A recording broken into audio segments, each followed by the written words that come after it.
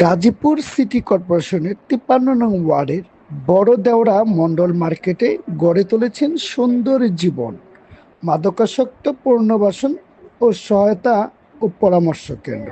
প্রতিষ্ঠানের পরিচালক সৈয়দ শামসুল হকের কাছ থেকে জেনে নেই এই সংগঠনের বিস্তারিত।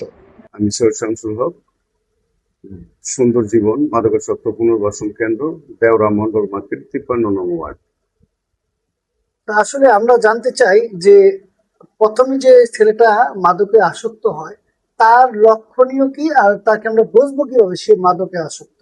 আসলে সিমটম গুলো এরকম হয়, যেমন মনে করেন রাগ, জিদ, আচরণগত সমস্যা ওর পরিবর্তন দেখা দেয়।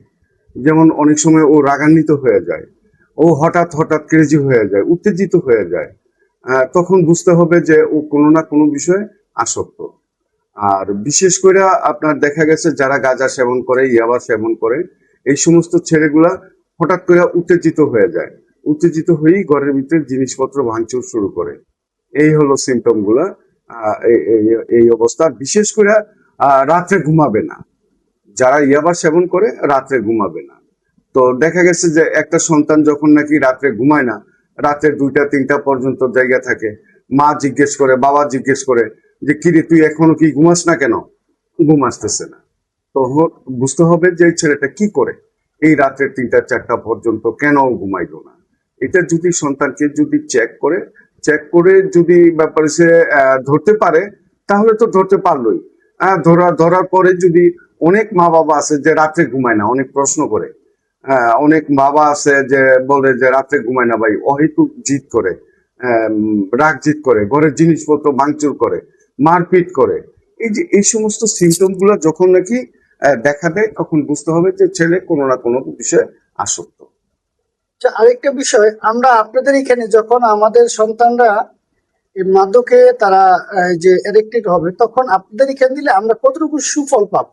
হ্যাঁ, অবশ্যই সুফল পাবেন। কারণ হলো এটা এটা আমরা তো ডোপ টেস্ট করি, ডোপ টেস্টের মাধ্যমেই আমরা ব্যাপারে যাচাই বাছাই করি যে দেখা গেছে যে ছেলে ইয়াবা আসক্ত, গাঁজা আসক্ত।